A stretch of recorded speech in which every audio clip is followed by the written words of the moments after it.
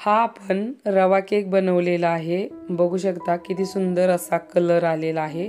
आपण केक टीन ही न वापरता अगदी आपण बटर पेपर सुद्धा वापरलेला नाही। अगदी घरातल्या साहित्यामध्ये हा केक तयार केलेला आहे। अगदी प्रत्येकाला हा केक सोप्या पद्धतीने तयार करता येणार आहे। त्यासाठी रेसिपी तुम्ही शेवटपर्यंत बघा। माझा जरा आवाज थोडासा ना सर्दीमुळे बसलेला आहे, ते तुम्ही मला समजून घ्याल। नमस्कार, मी सपनास इंडियन फूड्स कुकिंग रेसिपीमध्ये मी तुम्हा सर्वांचे स्वागत करते।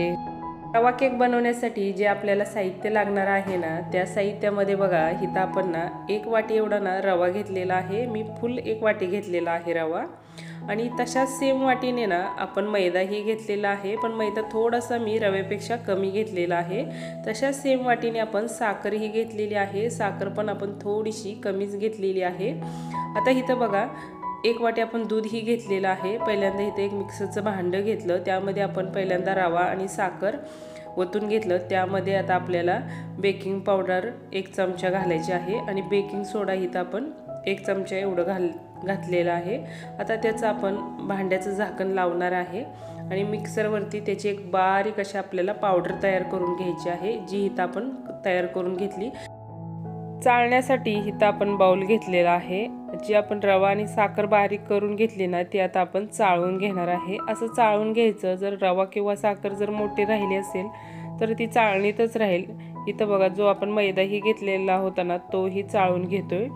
विलायची आता इथं मी फ्लेवरसाठी 2-3 विलायची घेतलेले आहेत, म्हणजे रवा केकमध्ये छान असा विलायचीचा फ्लेवर असला की रवा केक खायला छान लागतो। परंतु काय झालं होतं, माझ्याकडून मग विसरली होती विलायची बारीक करायची, म्हणून मी आत्ता बारीक करून घेतलेली आहे आणि तीही चाळून घेतली। आता त्यामध्ये आता आपण जे प्रीमिक्स तयार केलंय ना, त्यामध्ये 1 वाटी एवढं आपण दूध घालून घेतलं। दुधाच्याच वाटीने मी अर्धी वाटीना तेल घेतलेलं आहे। जे आपण घरामध्ये खातो ना, तेच तेल वापरायचं आहे केकसाठी। आता आपल्याला प्रीमिक्सना चांगलं मिक्स करून घ्यायचं आहे। प्रीमिक्समध्ये मिक्स करताना गुठळ्या वगैरे राहू द्यायच्या नाहीत। प्रीमिक्स हाताने आपल्याला चांगलं मिक्स करून घ्यायचं आहे। आता थोडंसं प्रीमिक्स घट्ट आहे, या ठिकाणी आपल्याला काय करायचं आहे, थोडंसं मी इथं ना अर्धी वाटी एवढं पाणी घेतलेलं आहे। त्यामधलं पण 1 चमचा मी तसंच ठेवलेलं आहे।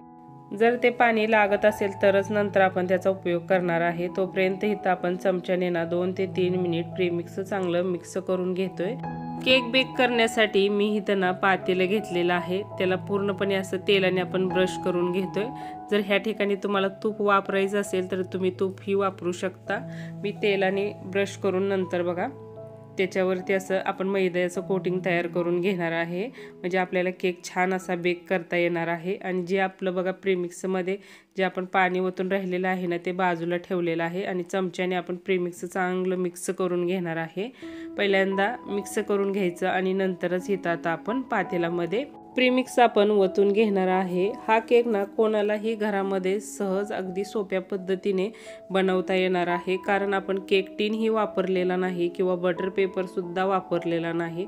अगदी प्रत्येकाला घरामध्ये आपल्या दूध, मैदा, साखर, विलायची तर असतेच, त्यामुळे तुम्ही हा केक सहज असा बनवू शकाल। एवढ्या आपण सोप्या पद्धतीने हा केक बनवलेला आहे।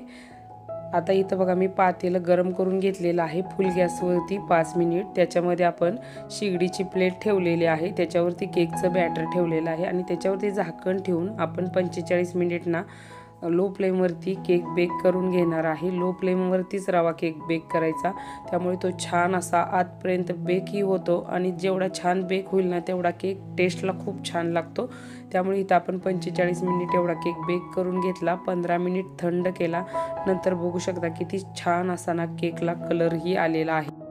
रवा केक असल्यामुळे थोडा आपण जास्त वेळ बेक केलेला आहे। तो नुसता मैद्याचा जरी केक असता तर आपण 30 ते 35 मिनिट बेक करू शकतो, परंतु मी रवा केक असल्यामुळे इथे मी 45 मिनिट एवढा बेक करून घेतलेला आहे।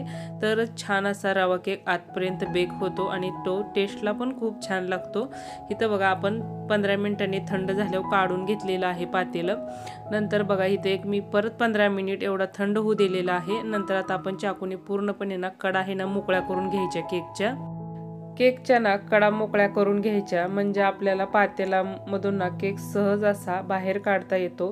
त्यामुळे मी चाकूने आधी कडा मोकळ्या केल्या आणि इथं बघू शकता किती छान असा बेक झालेला आहे. खालून थोडासा ब्राऊन डार्क कलर आलेला आहे, कारण आपण मैदा वापरलेला आहे ना. मैदा वापरला की खालून केकला डार्क कलर येतो. इथं बघू शकता मी तुम्हाला एक पीस ही कट करून दाखवलेला आहे. एकदम छान असा बेक ही झालेला आहे. तेवढाच तो खाण्यासाठी सुद्धा एकदम टेस्टी झालेला आहे. केक एकदम छान असा बेक झालेला आहे. तुम्ही बघू शकता किती छान असा कलर सुद्धा आलेला आहे. एकदम छान असा बेक झाल्यामुळे रवा केक टेस्टला पण तेवढाच छान लागतो. इथं बघा मी तुम्हाला पीस सुद्धा कट करून दाखवते. एकदम सहज असे पीस सुद्धा कट होतात.